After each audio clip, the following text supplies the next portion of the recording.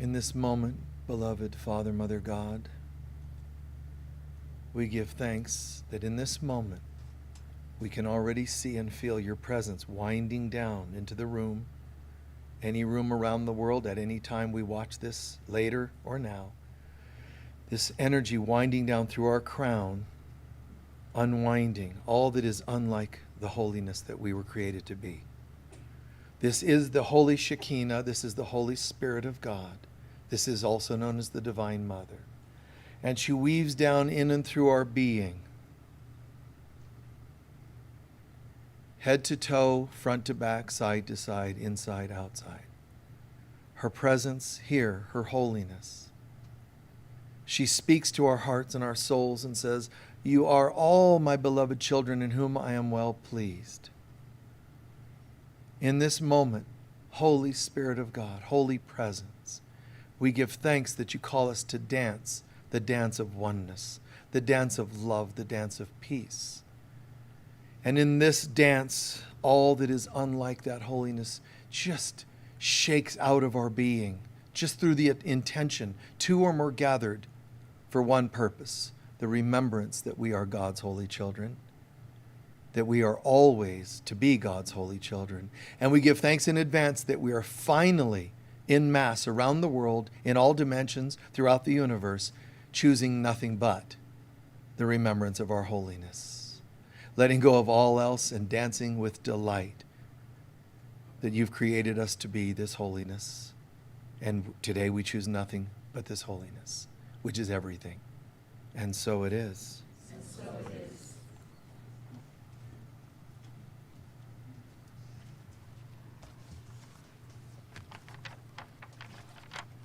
Now please join me in reading our mission statement, which you can find on this white card.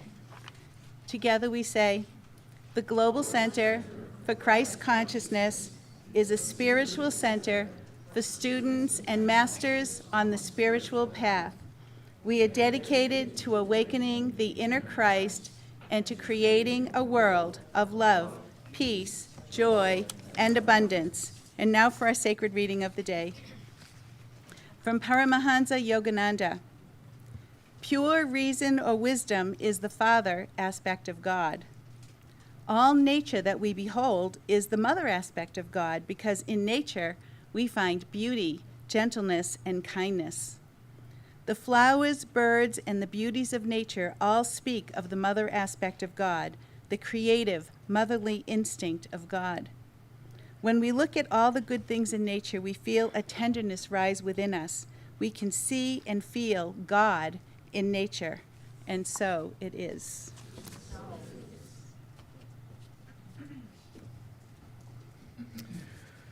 Off to a great start. Sacred reading, Yogananda, prayer. All this is about putting God first in our lives. And as usual, I ask what you'd like me to share today, what topics are heavy on your heart or dear to your heart and soul. Laughter. Navigating the hard times. Holiness. Making the best of life, no matter what. The father aspect of God. The mother aspect of God. Always the competition. No competition.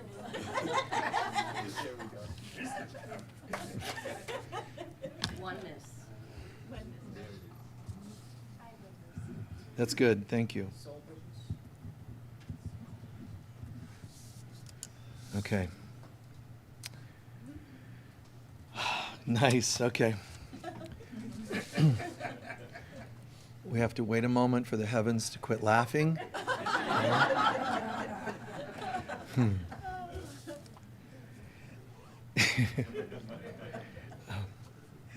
It's kind of amazing to imagine, that even heaven gathers around during these Sunday sacred services, just because they never know what I'm going to say. They know the words, the concepts, but they go, "This guy's a little different," His sense of humor or whatever.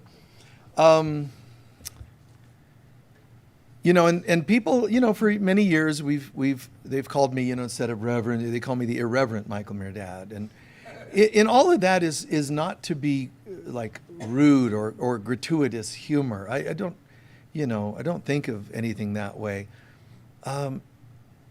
It's because the things human beings are a joke. That's why Dante wrote the Divine Comedy. It's all about the layers of heaven, purgatory, hell, and it's called a comedy. Who would write a book and call that heavy stuff? People are burning and people are this and all these dismembered body in hell. Why did he call it the Divine Comedy? Because it's a joke. And it is kind of funny. Not pain, but that people think that they're so small that everything has power over them. I mean, it is kind of humorous. From a divine place, the Divine Comedy. It doesn't feel funny on earth when people and systems seem to have such power over us, but it is a joke if you really know who you are. There's going to be a point in our lives where laughter takes over from crying and the pain of life. But it sounds simple, just start laughing. To really get it, like Rumi referred to it as derisive, laughter. There's a point where you just go, oh my God, wow. What a strange dream I had where I was a limited being and everybody around, all the angels start laughing too. A limited being, that's kind of fun. I know, it was painful at the time. What is pain? I don't know, it doesn't matter, and you just laugh more. And that day will come. But until that day has fully arrived, we can laugh a little, at least, at life and the things we once thought had such power over us. Come on. To think, I can't live if living is without you. How could you write a song like that with a straight face? I can't live anymore. How did you read the lyrics to a friend and them not go, dude, that is so cheesy? It's so oh my God, pain. Just sound like a hound dog just howling at the moon. And is that who you are? Well, of course not. But to write lyrics that say you're not really needed because I'm one with all that is, it just doesn't hit the top of the charts.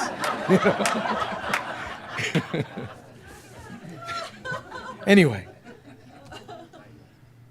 for the people online, some of the words that were brought out, just a few of them. Oneness, Father aspect of God, Mother aspect of God, holiness, and so on. There's several. But we come to this world, and I've talked about duality before, but we come to this world, and folks think that attachment, but remember, there's three worlds: heaven, Eden, earth. Now, of course, within each of those, you could say there's variables. We're not trying to intellectualize and break it all down like that. But generally, heaven, that's the consciousness of God. Eden, which is the consciousness of our soul. Heaven, the upper three chakras, the consciousness of God. Heaven is within you. Where do you look when people pray? Where do they look? To the skies. But there's nothing there. You don't look to the, space and God somewhere. You just kind of, and then every so often shift in case it's over there instead of over there. What are you looking to? It's because inside we know. When you look to the heavens to pray to God, it's here. You're here in your consciousness and you're looking to the heavens within. The kingdom of heaven is within you. Metaphorically, it's in your upper centers. The Father, Son, and Holy Spirit are reflected through our upper three chakras. So I in my heart as a soul, or I in my human self, my lower three chakras, I look to the heavens when I pray. My prayers can be from my human self, lower three chakras, looking to the heavens, or prayers can come from your soul. Either way, you look to the heavens, which are here. And I'm not saying that your body is the kingdom. I'm saying metaphorically. Nothing can exist without being metaphorically projected or somewhere symbolized in your being, your own being, because nothing is outside of us. So everything that we can find is right here.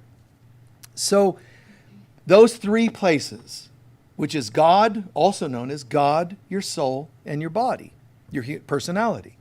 God resides in heaven, your soul resides in Eden, and your human self is on earth. You see what I'm saying? Look how many times we can say the same thing in different ways. 3 sets of chakras, 3 worlds, 3 states of consciousness, and on and on.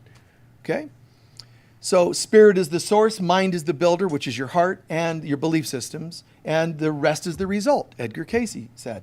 All these systems, I don't care, go Course in Miracles or wherever, they all say the same thing, and people just don't get it. They have conversations about how one system's better than another. How can they be better? They're all the same. Well, but I'm a Buddhist. I'm a Course in Miracleite. And you know what? Both of those systems say the same thing. I'm in 12-step program.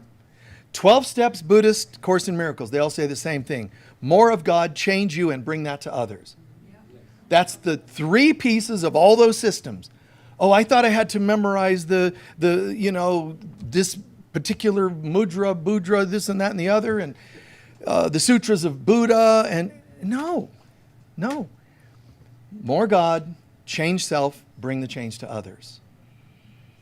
Which is, if you think about it, taking this all the way to the here and now. Now, the human self, said another way, the human self suffers with attachment. Buddha taught us that. The human self struggles with attachment. And then there's something called detachment, which is a painful process, like the end of a relationship. It's actually only your attachments that cause you pain in your relationships. So what we want to do is learn to be detached. No. That's a trick. Yes, I'm so spiritual, I'm detached from everything. Please don't be detached from brushing your teeth, okay?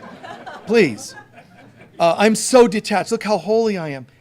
See, the detaching is still a reaction to attaching. But it is a step in the right direction. But there's a difference between attached, lower chakras, detached, we learn in the heart, non-attachment is of God. Duality is of the human chakras, where we swing into this versus that, father aspect of God, mother. That's still duality in our perception. It's still us. But pros and cons, this and that, all the things of life, duality. And there are people that will say, oh, you're still there. See, they don't realize this picture. They don't get the metaphor. They don't understand. There's 3 steps. So there's people out there preaching detachment. And they look so wise because they taught me my attachments are ruining me. Now I'm detached. But you're not home. Oh, yes, I am because I'm detached. You don't get it. 3. There's 3 steps. You're missing one. So they'll go, duality. Oh, the dual world. Oh, my God. Thank God I'm done with the dual world. Now I'm all, non-duality. Why do you have to call it non? Because you're still talking about duality. You're just non-dual. That's like saying, I used to be an illusion, now I'm a non-illusionist. You know what I mean? Which is the same as saying, I'm an addict, I'm recovering, and I'm done. See? Now I'm whole. One's a reaction still of the other. The dark night of the soul doesn't mean you're awake. I have my life. Oh my God, now I'm going through the dark night of the soul. You don't go, I used to be all messed up with life. Now everything's stripped away. I'm in complete pain. So this is the end of the journey. That's not the end. There's a 3rd step. So those who talk about duality, those who talk about non-duality, because they're so enlightened, which are some of the most annoying people, because they're so non-dual that they can't stop talking about it. They see you put gum in your mouth. Oh, you still chew gum. You don't understand non-dual. Stop thinking about the gum. There is no gum. No, blah, blah, blah, blah. And back to the Tao. Those who keep talking don't know. That doesn't mean when you speak, you always don't know. It's the more you speak.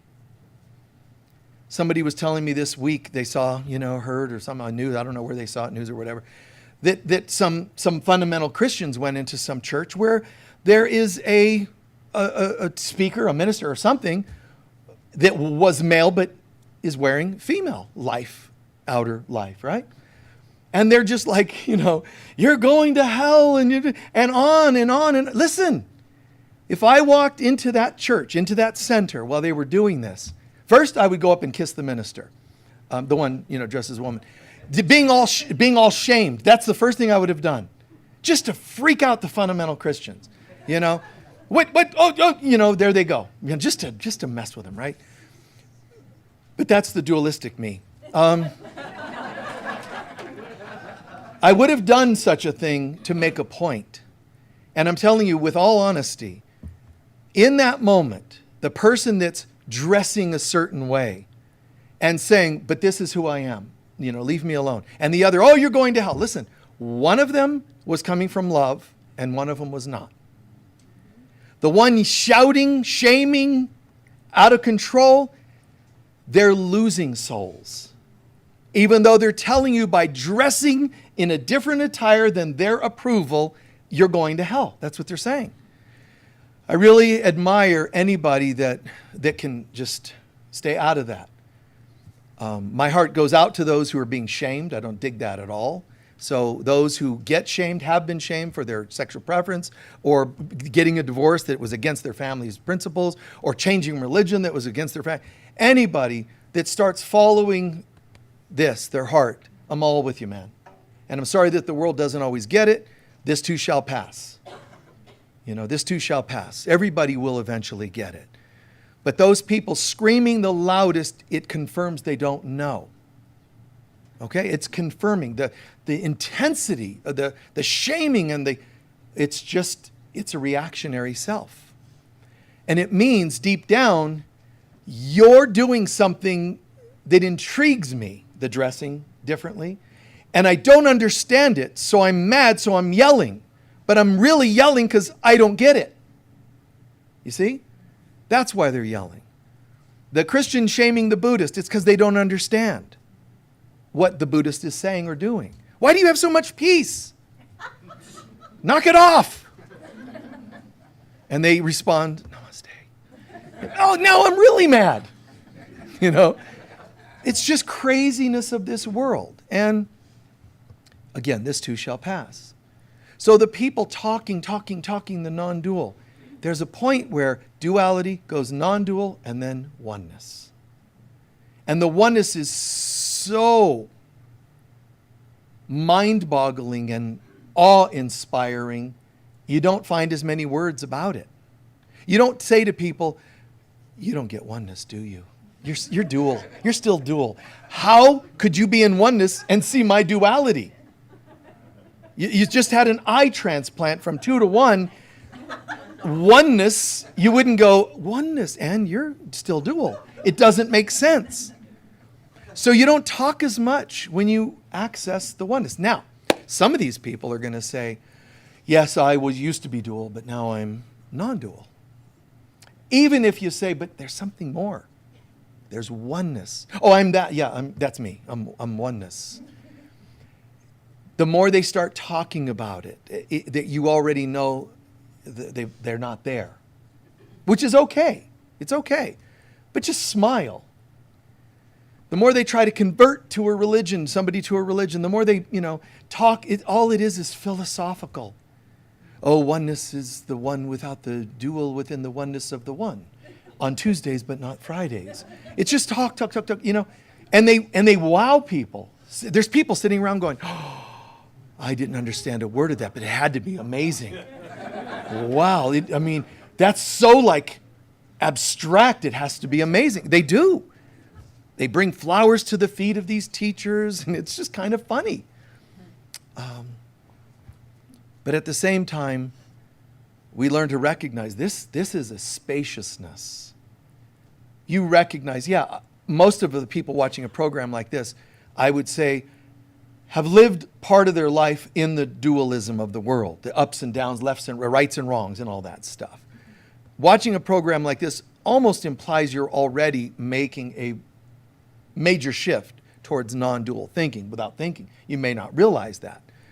You kind of start dropping judgments. You kind of, opinions, you just kind of, what's the point of an opinion? None of them are ever correct. They always change. So why even have them? That's shifting into non-dual thinking. Non-dual, I don't know. Somebody's yelling at some cross-dressing minister, like, what? Why? Come here, let me hug you, I'll hug you too, the screaming person.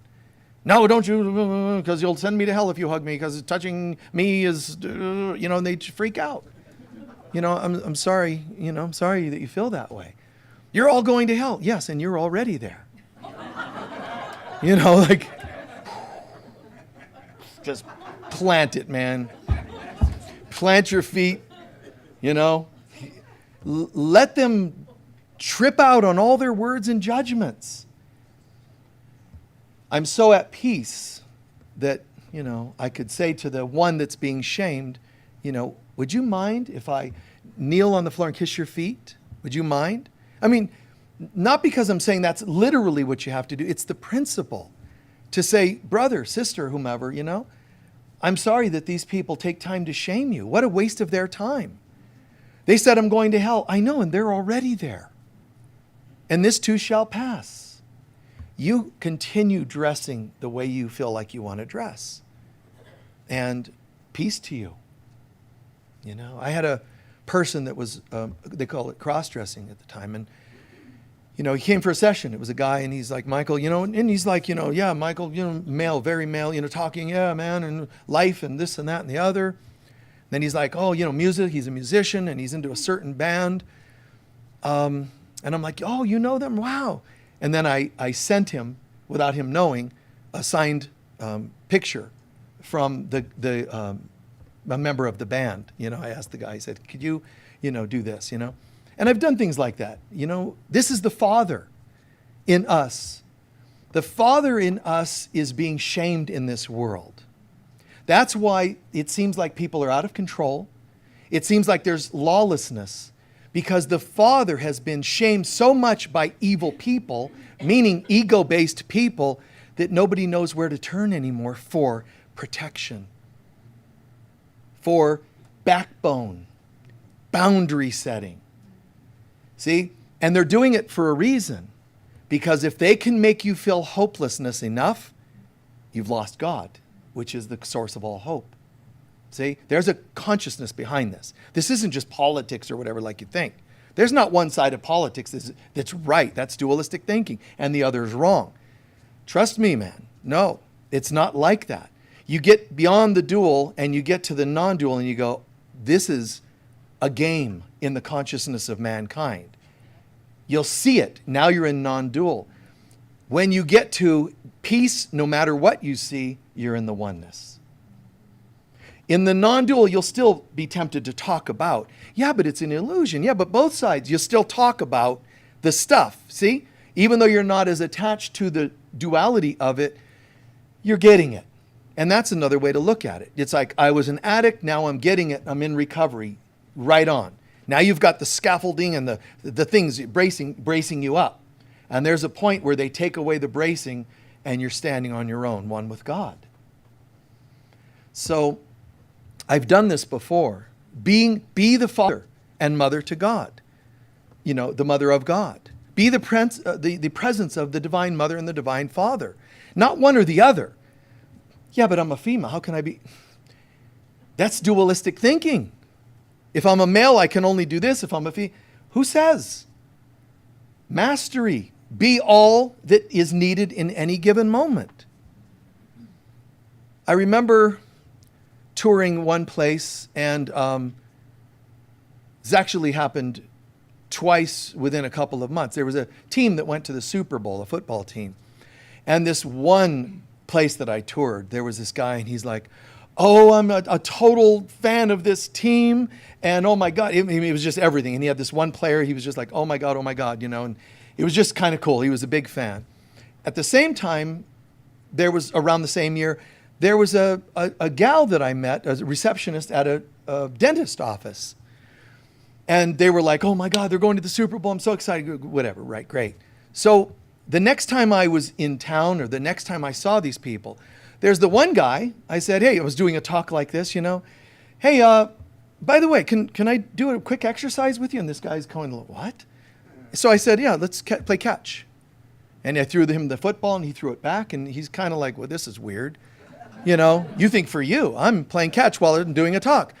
So we're doing catching football back and forth, and then I threw it back to him up maybe 4 times. I said, read it.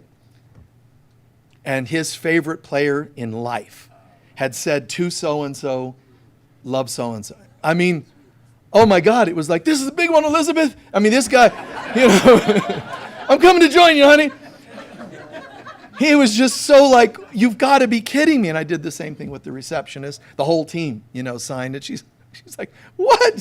Screaming in a dentist's office isn't the best thing, by the way. The dentist is like, oh my God, what happened? But that's daddy. The healthy daddy bringing the kids gifts when he went on a trip. You see?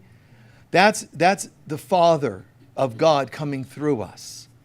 When Jesus said, honor your father and mother, he was not talking about your parents. I swear to you, he wasn't.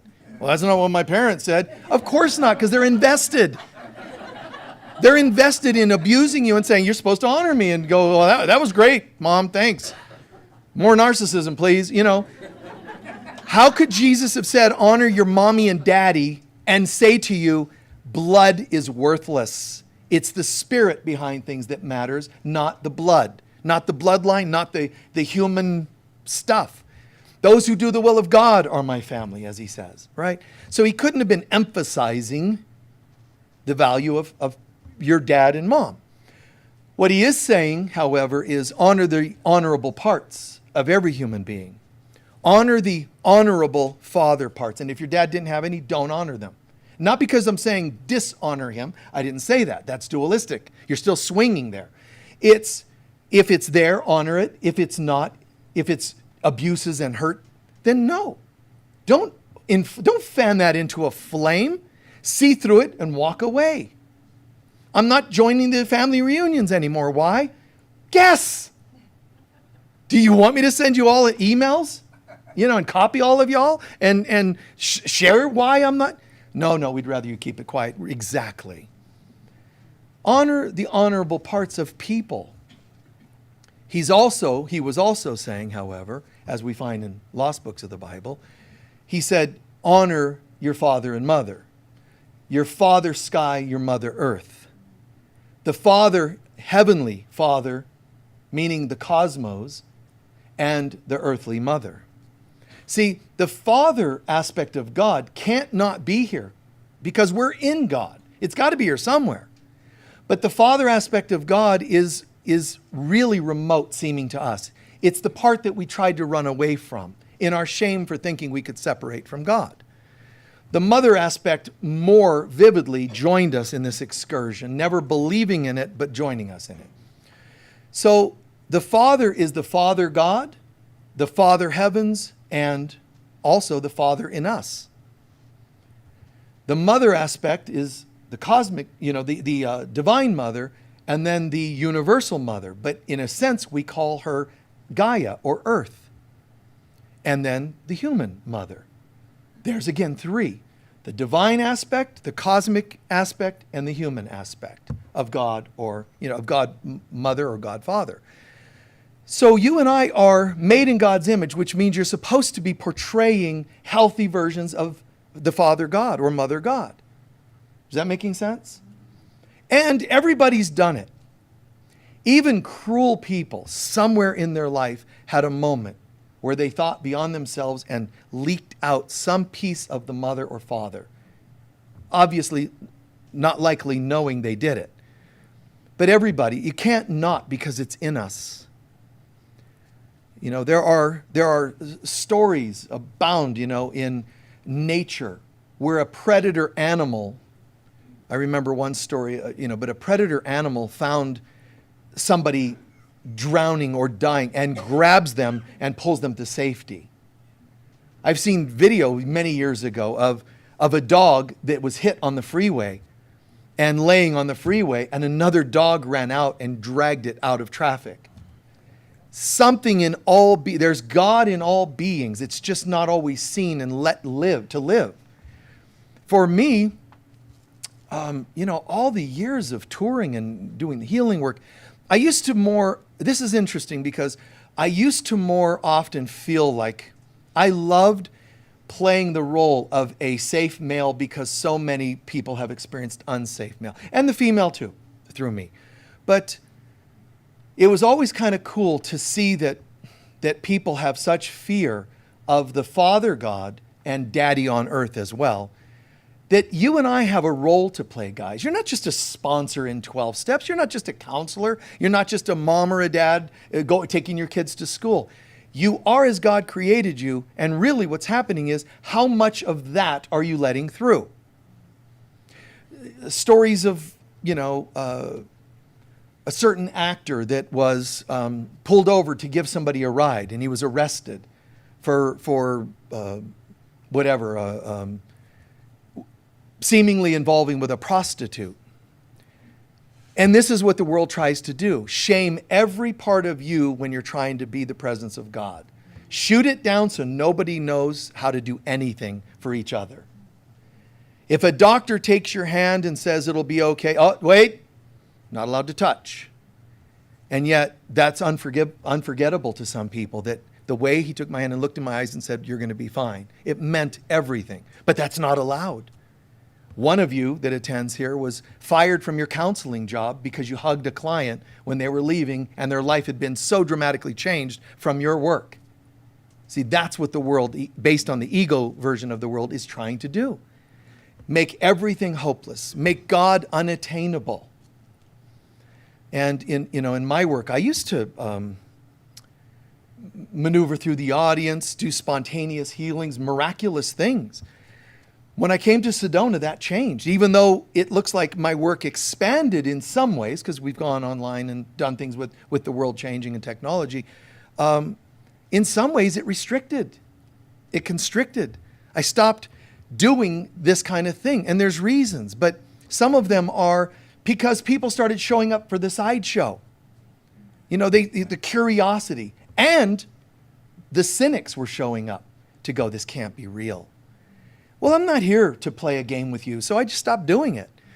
But in a way, in a certain way, that means the father aspect of me had to get shut down. In a way. Not allowed to be the safe male, you see. And this is like going back 10 years. There was a person I was demonstrating in a workshop, the human aura. And I was going, and the auras like here, and I had them stand there. And I was explaining the aura wraps around, the body and so on. It comes out a few inches or whatever. And there was one gal in the audience that complained later.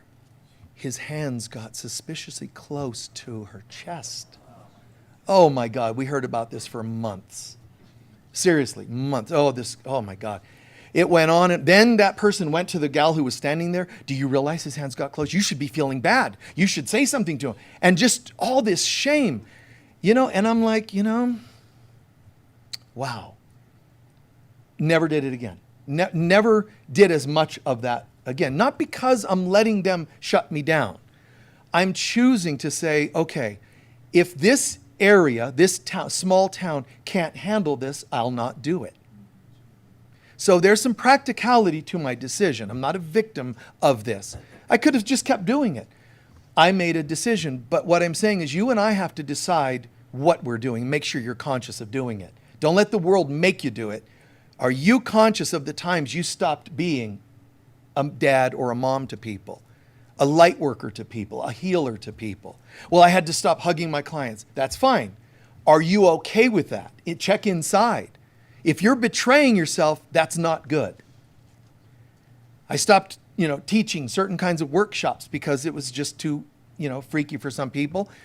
Intimacy, relationship, sexuality, what are those kinds of things? And it's not a problem. You know what I say? I wrote it in books. Read them. I don't have to do workshops. Read the books. It's there. For the most part, it's there. Check it out. I don't have a problem with, people now can't heal because I'm not out there. No. It's more like, God, you got it. Yeah, got it. Okay, good. Get somebody else to, hug and kiss people and say, hello, welcome, and the babies. You kissed somebody's baby. That's got to be weird. You must want donations from that family, Oh my God, this world, people, When I work with celebrities and billionaires, you know what? When they say, how much do I owe you? Well, here's how it goes. I'm not going to charge you. Well, I charge people who barely have $100. Why aren't you charging billionaires? because that's all they get, is everybody wanting their money. I'm making a statement. Keep your $100. But if this changes your life, own it. You see? It's more about, for me, it's about what statement you're making in life. You're not here to just hang out. What are you being an example of? And having people have so many triggers. It's what a weird thing. What a shame, So I was always like, no, I'm not going to say no to things that people are asking, because I'm not going to shame things. You get porn stars, the sessions, and I'm helping these people and strippers and whatever, and escorts and whatever. I never told one of them that what they did was wrong or evil or bad. Never even told them it was self-abuse. What I did was listen, help them look at the roots of why they went in the direction they went. Not a good or bad, and what brought you there. And more often than not, pain.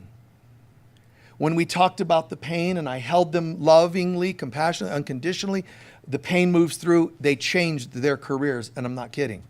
Probably 4 out of 5. But I never told any of them to change that. Being shamed is not the best way, as I shared that story about the minister, this Christian person shaming this minister for not dressing the way they thought they should dress. Shaming people doesn't bring them home. It doesn't introduce them to God. The scared straight concept has been proven to be short-term change. Love inspires forever. And I know that my listening to people, my being a father to people, meaning, symbolically, or a mother to people. And I know that it was freaky for some people. When this is funny. One time I went to all the churches, they all have, guests at times. And I remember I went to one particular church. One church hired me to speak, and then they contacted me, and they needed me to confirm that I wasn't gay if I was going to speak at their church. And I'm like, hold on, I got to shut off my Elton John music. I'm sorry, what was that? I'm not going to put up with this. It's ridiculous. And then one of them, it was a California, you think kind of progressive California. No. Went to this California church, and they had contracts for any speakers. And it was, you're not allowed to do this, there's things you can't do. But one of them, no suggestive whistling. I'm like, was this written in 1910? Like when people were like, like I'm going to be doing a Sunday service and go, woo, baby. Like back to the Stone Age, man. It was so bizarre. What's that? How could it have happened? How could you have taken that serious, even if it did happen? Well, Michael, see, the problem is we had this one guy, and he was in the middle of a talk, and first of all, how old was he? Who does suggestive whistling? You know what I mean? It's just, how could that have happened and you guys didn't think it was funny? At least put no suggestive whistling, LOL. At least something to kind of, you've got to be kidding me. And that's not me, man. I'm not going to suggest, what does that mean? But I am going to tell you what I feel. Wow, you're glowing today. Uh-oh. See? Is that what's in your mind? So it's a very challenging thing on planet Earth to know the truth but respect the illusion. Respect where you're at and the vibes. When in Rome, do as the Romans do, as the old saying goes. So yes, I understand that. Respect where you're at. But how beautiful it is to tell people, you look beautiful today, and it not have some weird hook in it. It's where the term hooker comes from. Because in the deals, there was always a hook. You're on the streets, and I'm not saying this in a derogatory way. I'm saying agendas are called hooks, which means any human being with an agenda is a hooker. because you're trying to hook someone on something. Stop having agendas. Can I just say, you look beautiful? Can I say, can I touch your tummy because you have a baby? And, are we allowed to do, oh, no, no, no, no. Oh, my God. Her tummy. That's an erogenous zone I didn't know about. Can I? No suggestive whistling and no touching pregnant moms' tummies. Like, come on, Human beings, it's so strange. But I'm telling you, there's a secret agenda behind it. Shame everything. Bring shame to everything. And Jesus himself greeted others often by a kiss and hug and warmth. And it's also a Middle Eastern custom, even for males to kiss each other. Would that have gone over at my high school? Hey, Frank, Jake, that was a great catch, man, in the game. Mwah. Mwah. I love you. Oh my God. It wouldn't have gone over, but why? I'm from a custom, from a culture that's okay. So now let's shame him. Because we don't want anybody touching anybody. We don't want anybody connecting with anybody. And then you think later, yeah, my parents kind of shamed. Yes, and you're doing it too. Stop perpetuating these patterns, that are so strange and so dark ages. There's one of the few statements, proverbs, that you'll find in the sutras of Buddha, Taoism, Jesus. One of the most consistent things, it's in the Bible, but it's also in the tantras of Buddha, which are sacred writings. And it is, to the pure in heart, all things are pure, and to the wicked, all things are wicked. What do you think that means, right? To the pure in heart, that's not what I'm seeing. That's not what I was doing. I remember a large gentleman at this one church. When I went on tours, often my sessions would be done in a meeting room or a minister's office or something. And I remember I went into this one room and I'm doing a session. And this very large gentleman broke down about him coming out to his family, and he was gay, and it just ruined his life. And I did with him what I did often with people. I sat him in my lap on the ground and held him like this. He's sitting cradled position and I'm holding him. It was so beautiful. And I sat there just in love that this giant man could let me hold him like this, and then wailing, crying, all the shaming, because I'm being dad. You understand? I'm being dad.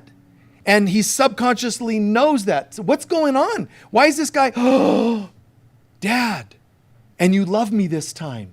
See, that's what's happening in deep healing. And you're holding, and, and then with the humor of the heavens, the minister walks in. Hi. What do you do? Pretend, toss him behind a chair, He wasn't going anywhere. He wasn't going anywhere. And what do you do with that? You get used to saying, what am I doing and why? And this is okay.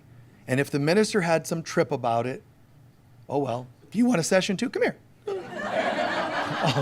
I'll hold you too, Every one of us has to ask how far we can go in what we do with others. How much money should I give or lend or whatever you do? How much of a hug? How long should the hug last?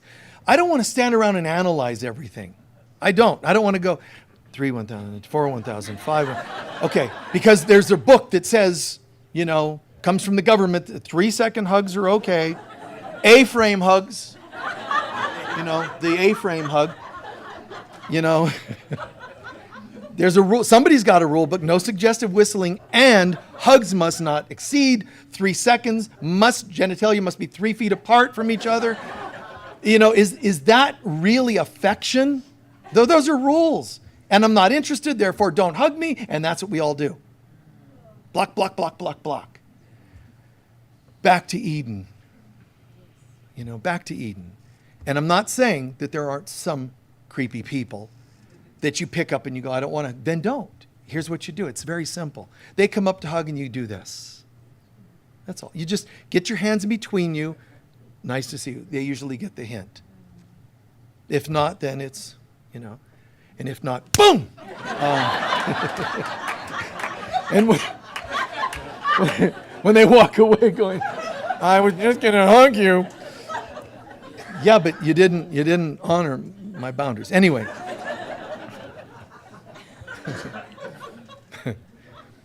We're one, but we appear to be two.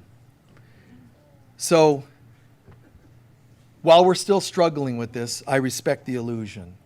And if your boundaries, and I'm serious about this, all the laughter aside, if you're needing this only, honor that. You'll never get to this if you don't honor this. If you keep violating this or let others violate this, you're broken. You're being damaged, and you don't need that. Well, I didn't want to stay, distance. No. You do this for now, and then you'll find this one day, maybe once only for a year. Then next year, because you were never violated again, it's twice the next year. The point is, it's not the numbering, it's the consciousness around it. I've learned that I can hug now, and it's okay. Jesus greeted often with a kiss, and I think it's the most beautiful thing for people to share affection like that. To me, what's in my mind is the trust involved. I like the idea, even though I, for years, have backed off from some of that. I'm not going to keep backed off on that anymore. I'm coming out. No, I appreciate. Hey, I appreciate that some of you have been my mirror, that have said it's okay and hugged me or kissed me instead of, I'm not saying, I'm asking, I don't want anybody trying to make out with me. I'm just saying that I love that some of you have chosen to stay in your center and feel safe enough to have a hug or a kiss. We've joked, like John sometimes playing music here, and I've given him a kiss occasionally, and it's love. I mean, it's like saying, when the love, my cup runneth over, when the rose opens, there's a fragrance. When love is there, there's nothing wrong with its fragrance. I feel so high, I want to hug somebody. It's how it feels. When kids are excited, look what they do. They show the excitement. There's nothing like inappropriate. They're just excited. I remember, I shared, I think, recently, but one time when I was buying, I think it was my first house, and I had to choose between a couple of places. I didn't even look at the house. This one. Well, I haven't shown you. I know it's this one. Why? Because there's a schoolyard across the way, and I want to hear kids playing at recess. I want to, how there's a certain sound, right? Isn't right? There's a certain sound, and the laughter. It's called not being in class, first of all. But there's a sound of laughter and playfulness, and I said, I love that. So that was what was behind my choice. I wasn't like, let's check the foundation. I'm like, kids' laughter, I'm good, I'll take it. Which is kind of typical of my strangeness, my strange things behind decision making. But it's God. Laughter. Lyrics of a song, laughter kissing love is showing me the way. Laughter kissing love. How cool is that? It's love loves love. It's peace, it's joy. It's like, come on, let's get back. Somebody's playing music and you just start to respond. You feel it. The song today for the people online was Sing a Song by Earth, Wind, and Fire. What a great tune. But what's it saying? When you feel down and out, sing a song. It's going to make a better day. It's going to make a better way. Sing a song. And that's true. All the way back to King David. Great individual. Singing, praise, psalms. Life was terrible at times. And he was saying, even though life is terrible, I know you're with me. I know you're preparing a feast for me at the end of this experience called the light at the end of the tunnel. Right? Sing a song. Come out. Find a way to feel something that doesn't appear to be there. Hug when you can. Laugh when you can. Hold somebody who hasn't been held before. And there are people that haven't been held before, or at least in many years. And they feel alone. You're not alone. You're not alone. I know that. Well, but nobody's ever hugged me. I don't care. You know, there's people that have gone into leper colonies. That's amazing. You need help. I'm coming in. Oh, no, but I don't care. Because if I die tomorrow, I'm already in heaven. Because I put aside your condition and brought love into the experience. And nobody, you know, I didn't date a lot. Nobody loves me. I wasn't cute enough in school or whatever, you know. Come here. Let me hug you and kiss you. You look great. Give them hope. That's the father. Bring them something. The mother holds them and nurtures them. The father needs to step up and do something. You see? And I am the father, the mother, each of us. I am. To be that presence. I'll close with this, you know, just some of you have seen this video. It was recorded for a film motion picture that was being created, a documentary on healing trauma related to people's human sexuality. And the short version of the story is they're interviewing, it was all couples, but porn star couples.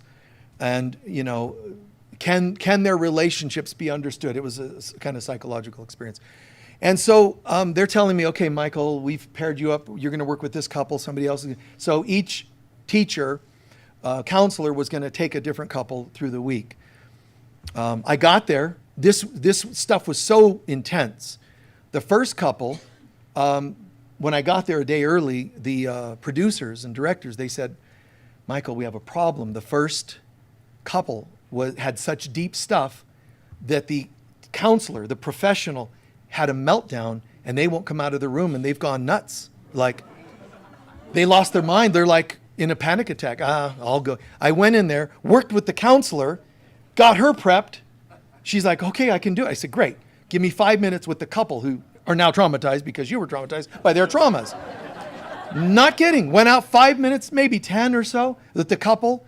Did some points on the body of particularly it was the guy, and did some points. They're ready. And the people doing the film, they're like, what do you mean they're ready? What? Shh, just go. So they did it. My day was the next day. And I'm not kidding. It was maybe 5 minutes. Those of you who have seen the movie, you can verify. Was it within 5 minutes? We're talking. So what got you into this industry? You know, and what are your goals? You know, do you want to do this for 5 years? You know, you talk and nice to meet you. 5 minutes or so. Then the guidance, you know, here comes the father. And in some ways the mother, in this case. What got you into this to the guy who, a big dude, muscular dude. At the risk of him snapping me in half, I said, what got you into this? And he started sharing, well, I was abused as a child. From who and what happened? Just minutes of that. And I could see what's happening. And I told him, take my fist and crush it. Squeeze it as hard as you can and let out all your thoughts and feelings about who did that to you. And this dude, you know, and people are like, 911, you know, to each other, like, we need a hand cast. And they're all preparing. And I'm like, squeeze as hard as you can, shake it, and this guy, and he starts just going altered state on me, you know, just, rage and boom, and the tears, deep, deep tears, wailing tears, man. Oh my God. And then comes the guidance. Are you sure? Yes, my beloved child in whom I am well pleased. Okay, I'm going in. So I went and sat next to this giant dude, and I took him and I put his head on my shoulder and held him, and he just went another level of grieving all of this. I mean, it's very moving to see the footage of this, and it's just, you know, and tears and all this is coming out of his face and out of his soul, and, you know, how beautiful. Now, if I stayed back with a notepad, would I have gotten it? No. So I'm not going to do things the way other people do them. I do what's needed in the moment. That's God in you. doing things that don't seem like, standard, because this world's standard is off. It's no to everything, shut everything down, shame everything. I get that there's reasons for that. I get that there are people that are inappropriate at times. I get that. I mean, even some healing remedies out there. I understand that some of them are scams. That doesn't mean that the government should create a system that shuts down every alternative means of healing that isn't theirs. So it's an interesting thing. Know the truth, but respect the illusion. If I would have held that guy and he would have said, hey, what the heck? I'm responsible for my decision. And I've probably once every 10 years could say that I went and did something that it wasn't right for them, it wasn't comfortable, or whatever, right? It happens. But for the other 999 in that every 10 years, it was worth it. So whatever it is you do, are you open to God? Are you open to guidance and being the presence as best you can? You're not just a chiropractor. You're not just a massage therapist. I've noticed massage therapists whose client died on the table. Should they stop doing massage? Oh, because massage kills her. So you're gonna see some AMA program. Massage is deadly. You kill thousands every day. Stop talking. You come up with one massage that brought about a death. The person was dying anyway. It just happened. A chiropractic adjustment. A hug. Where are you going to stop? So those who say don't do anything, I'm telling you, there's a message behind it. No God, no love, no trust. So try to come out. Do your best every day, come out. Not only to let people hug, say hello, greet, but also it's what you're bringing to others. Recognize the value of what you're bringing. Know your boundaries. If you don't, they won't, and you'll find yourself confused. But know your boundaries, but what did you bring somebody today? Okay? Unexpected tip for a waitress, waiter, whatever they call them, servers, something. What did you do today to lift somebody's, life? Some flight attendant is getting harassed on a plane. What can I do to make a difference? Just fight with the other person? Lighten things up. What are you guided to do? Right? You just never know. It's amazing. When God moves through you, you might start humming a song. I mean, in a tense line, the DMV, that's a good place to practice this. You're at the DMV, because most DMVs are have a problem with lines and stuff. So you're there and, at the post office, I used to do this. I'd go in the post office, and there would be people in line. And it's so predictable. The guys are trying to, can I buy 3 of these stamps, 1 of those, and 15 of those? No, 14. No, wait, 12. No, get 8, because my daughter was born on the 8th month. And their guys just trying, and the people in line, there's this sound. That's my cue. That's my cue. And then they see Michael in line. They're like, oh, God. This is the post office guys. And I'm like, and I'm starting to, people in line are thinking, I'm just more frustrated than they are. The guys are like, they just know it's me. And it'll be like, sir, how much longer is it going to be? Well, we're trying to finish this. And, this on and on and on. And they do more and more. And I say, haven't you heard you're not supposed to upset postal workers? Yeah, I did. I did it. I said it. And I would stand in line doing things like this to the guys, and they would just kind of, don't make eye contact with Michael. Because they know, They would be back there filing the stuff in the P.O. boxes, right? Out comes my arm. Just with hand gestures, like, and then one time he grabs my hand and he's pulling, I'm going to get him. You made him laugh. Made him laugh. I'll never forget those guys. They went from just victims of this crappy behavior of people, impatience and so on. Some people would say, well, don't you get impatient? Yeah, but if everybody else is, that role's been taken. A light worker is looking for, how can I make a difference? Not how can I just blend in with the problem?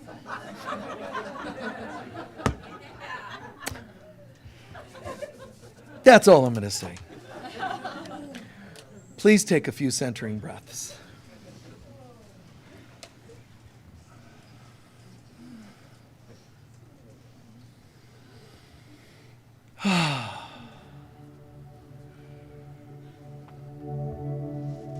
Did we laugh even once today? Was there even one moment of aha? Sit with it for a moment. Do you know that there are millions of people today, billions, who are either going to watch the news or hear something about the news, and they're not having an insight, an aha, nor laughter. That's amazing. I chose to be in a room space experience where I had ahas and laughter in a world that's trying to shut down aha and laughter. Seriously, like, wow. And then add to that, I guess this means my life is changing. I'm not claiming to be better than anyone else, but I am grateful that my life is changing. I might have had tears today, laughter today, ahas, but there was healing. There were insights, there's growth. I am changing. Clearly rising from the dualistic world of pain and suffering and fighting to the non-dualistic. Seeing through all the games. To be dualistic means I have prejudices and opinions, for example. Non-dual means I accept everyone's race, color, preferences, right? I accept, no, but that's still as though they're all separate. I accept them. There's one more step. There is no such thing. Father, Mother, God, I thought I was at my best because I was pulling away from being judgmental, sexist, racist, etc. I'm glad I'm in that place now. I'm better. But there's one more. Wait. Where I don't even see differences that I need to accept. This is the peace of God. I can't get there on my own. Of myself, I am nothing. There's not a book or a person that navigates me into a state of peace, oneness. It is only you, Divine Mother, that can birth this feeling in me. Oneness, peace. This is what Jesus meant by, let my grace and my peace be enough for you, because it's everything. You think you want understanding. You think understanding is going to lead you to peace. You think you want knowledge. You think knowledge is going to lead you to being God. No, I know nothing. I only needed to do my part, which was stop the judgmental dualistic thinking, step into a clearer willingness to be unconditionally loving to everyone. Now let go and let God. The final piece is in your hands. Holy Spirit of God. And for the next minute, no thoughts. Let her just download all that you're ready to receive today in the context of peace, grace, oneness, holiness.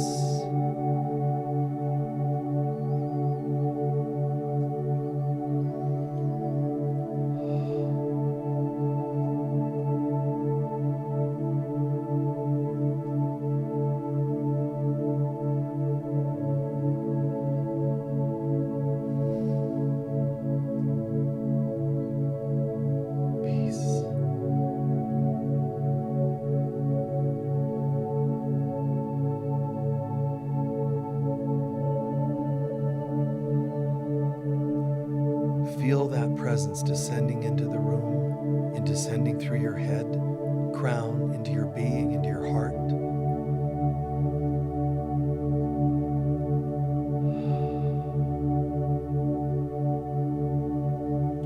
The peace I attain is the peace gifted by our Father, Mother, God. We've always been deserving, but we thought we had other things to do.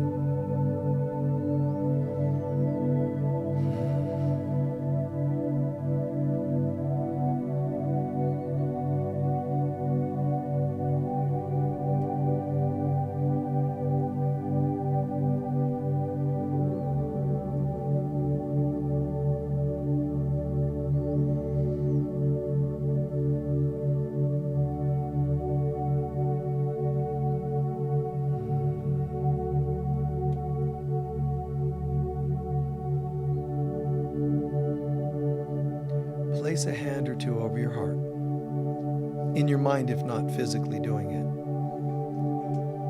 And just imagine the light of God has poured through your crown into your heart center. Your heart is flooding with that peace, with that love.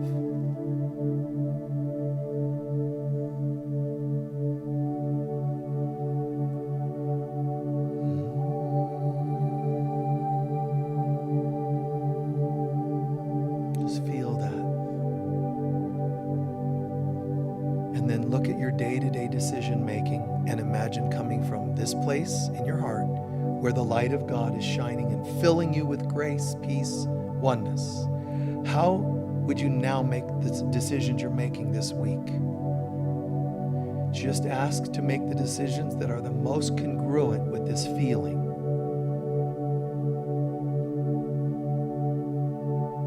Nothing rash. We don't jump to it. We just have insight now.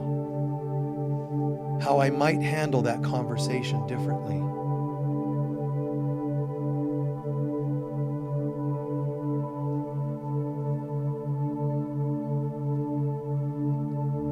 Another half minute to a minute. Just what if there is a God? What if it does answer prayers? What if you did pray and therefore here it comes, the presence of God.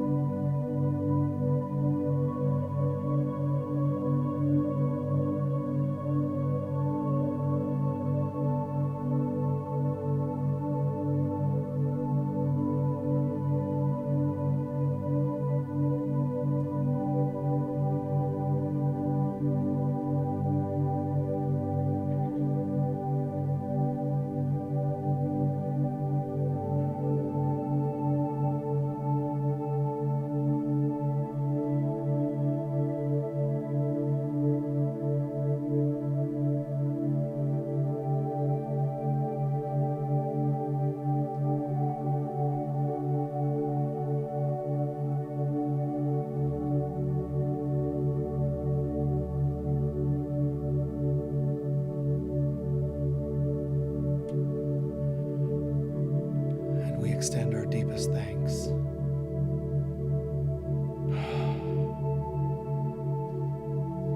Thank you, Father, Mother, God, for guiding us in a way that we are creating such perfect container, such perfect space to step into the remembrance of who we are, all that we deserve.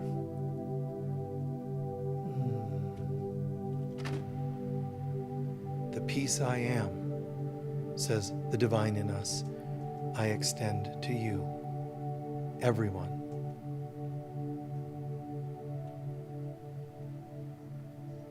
And so it is.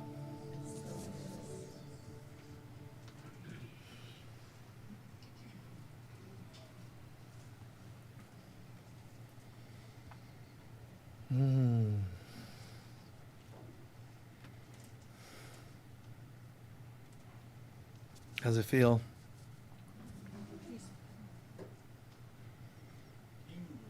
Good. Gentlemen, please. The Father through us, gently, softly. Holy, holy, holy, holy, holy, holy, holy, holy, holy, holy, holy, love. Again. Louder, just a little. There you go. You are holding space. You are anchoring a foundation so women can come out and say, love, love, love, love. The gospel in one word is love. Love thy neighbor as thyself. Love, holy love. Again. Holy, holy, holy. Holy, holy, holy. Holy, holy, holy. Holy, holy love. Again, everyone.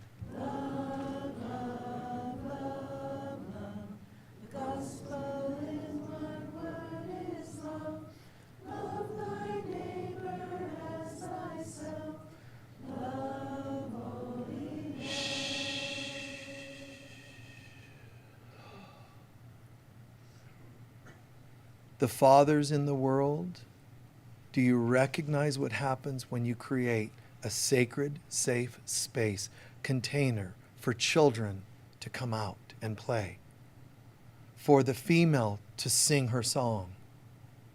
This is not about gender, because we're both. We're all. But what an honor. I mean, honestly, what an honor to hold that space for these souls to come out. For any time I, the male in us, in any of us, males and females, any time that I would have ever created through thought, word, or deed an unsafe feeling, I'm sorry. I knew not who I was, who you were. Thank you for forgiving me as I now forgive myself. I love you from the God in me to you. And thank you.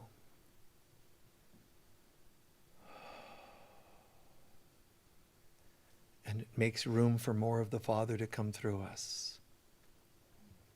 And any time a male energy in a man or woman was somehow hurtful, selfish, or whatever it may have been, that's their thing. That's where they were coming from. They knew not who they were. Today, I am that I am in the presence and safety of God. I am okay now. I am at peace. Nothing can be done to me because nothing but divine exists. And that I am a daughter of heaven, a child of God. And so it is. Thank you. Take a minute to stretch and integrate. Yes. In a moment, we'll do our love offering. Please just be as generous as you can be.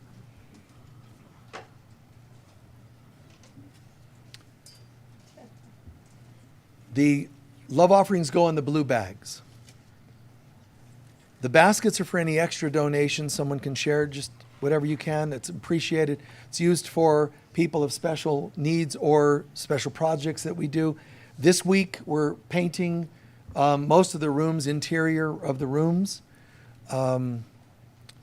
which means that we'll have a specially high Sunday next Sunday.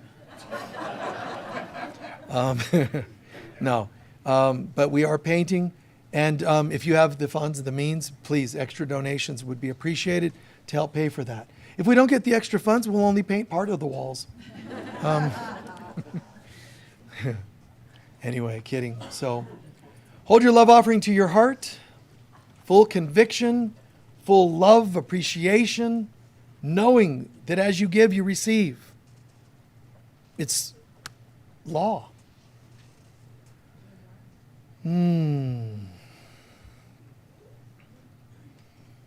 It's posted online for the people watching online as well. Together, please. Divine love flowing through me blesses and multiplies all that I am, all that I have, all that I give, and all that I receive. And so it is. Thank you. Can anyone share what they learned or heard today? We'll do our closing prayer in just a couple minutes. Yes? Know the truth, but respect the illusion. That's right. Yes? Not just here to hang out. We're not just here to hang out, that's for sure. Yes. It's only three basic things. More God, change you, take the time. Yeah, I'm serious about that. Buddhism, 12 Steps, Course in Miracles, and all these things. They all are saying three things. They just divide it into their particular style. More of God, it changes you, bring the change to others, which means you're bringing God to others. Yes, dear? Dropping the inhibitions. Remember, we create the safe container with each other. Give people permission to expand the container, right? To come out more. But also, you come out more. In the behind, yes? Yes. Bring love into every experience. Right. Right. Yes.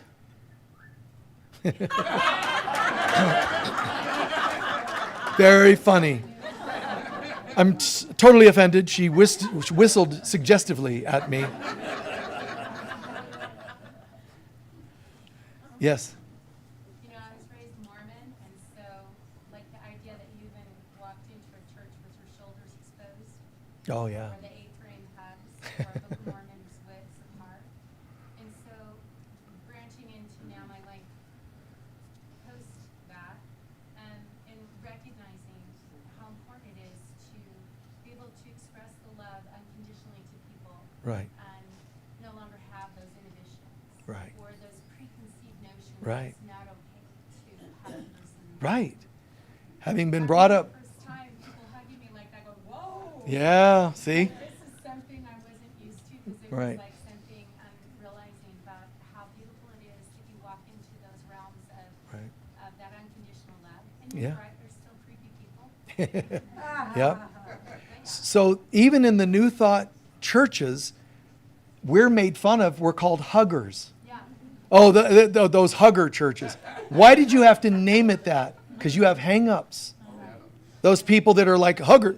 And so now, after the pandemic, even the huggers have stopped hugging. It's a reason. I'm telling you, there's an agenda energetically. Stop all forms of love and trust. We were here. We were here, and, you know, we didn't stop meeting. And I'm not saying you should have still been attending during COVID or whatever they call it, you know. But it's like still, you know, hugging. Nostradamus is not remembered for the physician he was. He's remembered for his prophecies. But he was a physician during the Black Plague. And he walked into homes where people were dying of the plague, didn't care if he was going to get it. And he's the one who actually struck forth a remedy that started healing people. But he's not remembered because of his other gifts. He's not remembered for being a physician who walked into the trenches and for igniting a cure. Start burning these things. Start getting all the old clots, which also means the past. The past makes you sick. It's a metaphor. And he also said one of the remedies was roses. The fragrance, the remedy, the scent, the actual essence of roses. Hence the song Ring Around the Rosie, made up during the time of the plague. You know, ashes, we all fall down. They're all dead because everybody was dying. But roses because roses are the highest frequency flower, not plant, or herb, flower. Plant, Palma Christi, castor oil, which is the name Palm of Christ because it's so powerful. But that's another conversation. Who else had their hand up? Yes. I was going to say, what you were saying about children is so true. I've spent my lifetime entertaining with magic shows for kids, and the energy that you get from That's them right. is just something so special, and I live off that. Right. The awe that a child has in a magic show, the awe a child has when Christmas morning, or, that awe, it's not the Christmas, it's the feeling to ignite that in people again. It would ban the Black Plague. It would cure, if people could be who they really are and laugh and come out. Laughter actually has been proven to be a cure for major illnesses. Come on. Why aren't we doing more? Who else had, yes? God is the source of all hope. God is the source of all hope. How could it not be, since it is a knowingness of who we are? For a while we lose hope, because there's three of everything. We lose hope, we start to gain hope, and we become the answer itself, one with God. Please stand for our closing. Before you folks leave, stand if you would. Just a couple of quick announcements. One, if you're in the area, you can schedule the crystal bed sessions. The healing room is out here in the yurt. Extraordinary. Please talk to the people in the bookstore or the admins about having a session. Keep in mind, in this afternoon, we have our psychic fair. We have that once a month. It is the Sedona Psychic Fair. So by all means, you can schedule with the readers. We vet and screen the readers to the best, and they're just wonderful. They're all great souls, great insights they can offer you in various areas of your life. Next Sunday, is that next Sunday? Yeah? Next Sunday, I'm doing a workshop on the Aquarian Gospel, which is the only book that's ever woven the four Gospels plus the lost books of the Bible plus Akashic Records material into one cohesive book or whatever. Even if you can't attend, you can pick up here or order it, the Aquarian Gospel. It's extraordinary material. If I only had 3 books, it would be one of them. It's that beautiful. It's up there with the Christ consciousness vibes. It's so beautiful. So check that out. It was written around 1900, channeled from this guy. It's an extraordinary story, but check that out if you can. And last but not least, as some of you remember, in this spring, it was announced there's a final wave of light workers coming into the planet and awakening. They're here now, called The Daughters of Heaven. That's becoming a book that'll be out that I wrote in about 10 days, but also there's a conference. So join us in the conference if you can. The Daughters of Heaven, which could be you'll know, but the Daughters of Heaven are basically light workers that, I say it this way, light workers serve man to bring mankind home. The Daughters of Heaven serve God. It's a different vibe. They're still light workers, but there's a different vibe. There's a feeling, a holiness, a reverence to God. They're not just into anything like light workers might be, specializing in pyramids, UFOs, multidimensionality, and whatever else. The Daughters of Heaven just keep coming back to the holiness, God, coming right back to that, this reverence for the Divine Mother. They can maybe not realize that that's what they were doing all this time, but now they know why. For example, Helen Schuckman, who channeled A Course in Miracles, wouldn't have known why she was drawn to go to church, why she was drawn to Jesus, even though she was a psychiatrist, agnostic, and Jewish. For a Jewish psychiatrist, it was not good to hear voices of Jesus, of all people. But she knew her past lives, she was a daughter of heaven, and that she was here to serve God. And that's how the course came about. So join us for that conference. There's flyers, I think, in the foyer, and it's also on our website. And there's a website called thedaughtersofheaven.com. Such gratitude, such good vibes. What greatness we share with each other. And this greatness doesn't come from educated minds. It comes from the heart of God within us.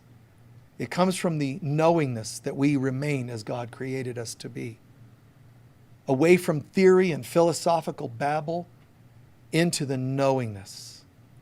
And that's why we have permission to laugh, because the knowingness is so beautiful, it tickles us and brings about playfulness. The light of God surrounds us. We are the light of God. The love of God enfolds us. We are the love of God. The power of God protects us. We are the power of God. The presence of God watches over us. We are the presence of God. Wherever we go, God God is, I am, we are, and so it is. Peace be with all of you. Thank you.